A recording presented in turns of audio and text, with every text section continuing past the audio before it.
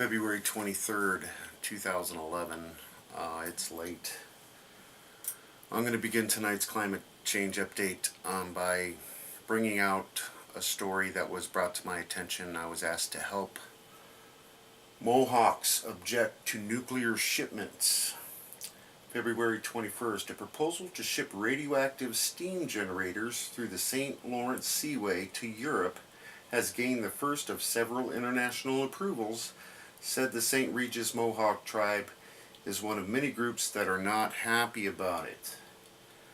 Quote, as a particular matter, and to my knowledge, the St. Regis Mohawk tribe was never consulted nor notified of any aspect of this planned shipment, Chief Mark H. Garrow said in a statement.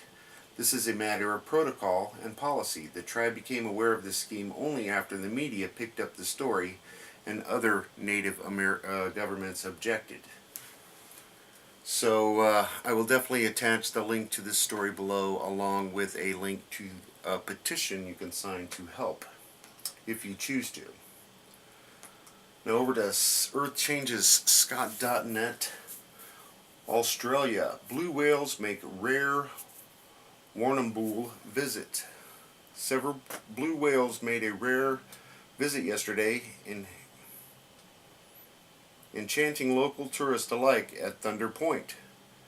The oceanic giants frolicked in the waters in the city's west, with marine experts keeping a close eye on the action as the whales passed through on a current known as the Bonnie. Now, apparently these whales are off course from where they're normally at, and along with the pilot whales in New Zealand, I'm thinking that might have to do with all the activity going on down there. Texas, U.S. mysterious spill affects shoreline near San Leon. So we have an oil spill in San Leon. They're looking into it. It's about a mile of the beach. About a mile of the rocky shoreline at April Fool's Point. And then here's the story. Is New Zealand earthquake linked to the mysterious deaths of more than 100 pilot whales? Now, they definitely use the Earth's magnetic field to travel and whatnot, and a lot of this earthquake and activity going on could have really messed up their sonar. And thousands of birds die along the Maumee Lake Erie. Toledo, wildlife officials say they have no idea what's killing thousands of ducks and geese along Lake Erie in the Maumee River. When they first discovered the trend a few weeks ago, only a few birds were infected. As of Friday, around 200 birds have been linked to the mysterious illness. Infected birds simply throw their head backs and lose their motor skills before they die. And I've also heard reports of whole flocks just flying into the ground. So, quote, this is something that's not all going to affect people, but it may be, and we may need to figure out to know what's going on, said Nature's Nursery Laura Zitzbelger. So far, labs tests confirmed that the birds did not die of avian flu. And a bunch of birds dying, blackbirds dying in the Ukraine. They don't know why. Over to the extinction protocol. New Zealand quake may be the costliest disaster in 3 years. New Zealand's deadliest earthquake in 8 decades may be the costliest natural disaster for insurers since 2008, according to the estimates from J.P. Morgan Chase & Company. Insured losses for the Temblor may be $12 billion, and that's just estimates. I'm sure it'll be a lot higher. So prepare for everybody's insurance rates to go up. Lokan Empong volcano erupts in Indonesia after 8-year hiatus.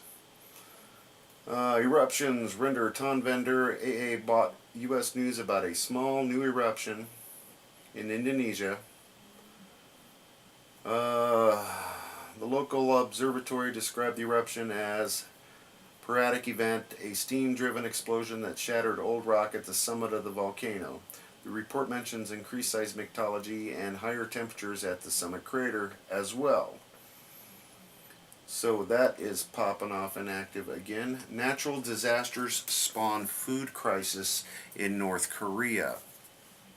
Now, I've been going on about this for months. North Korea recently took the unusual step of begging for food handouts from the foreign governments it usually threatens.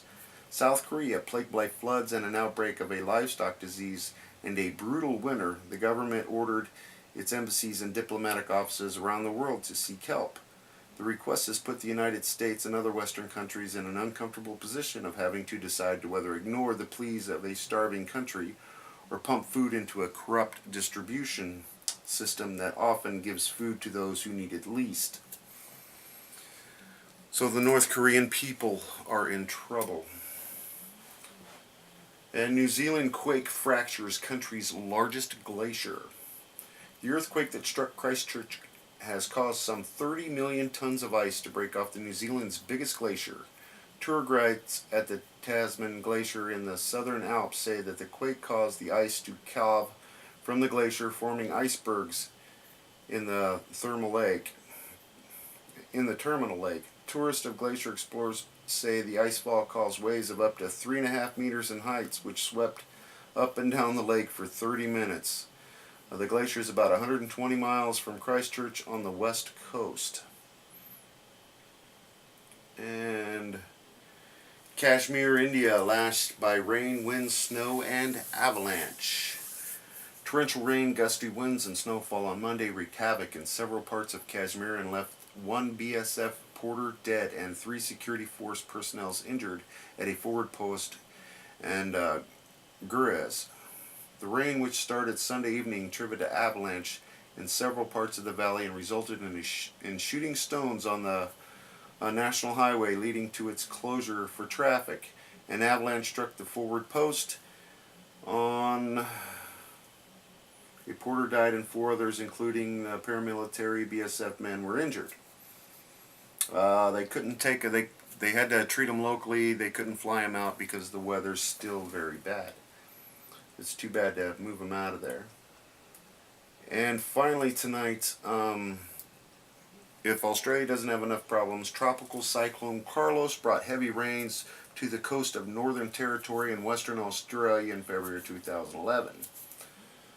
Carlos helped break rainfall records in what was already an unusually rainy month. The storm's high winds and heavy rains also forced the suspension of petroleum mining products in Western Australia, according to news reports. So it just continues. And again, if I've missed anything, please let me know. Until tomorrow, enjoy while you can, everybody.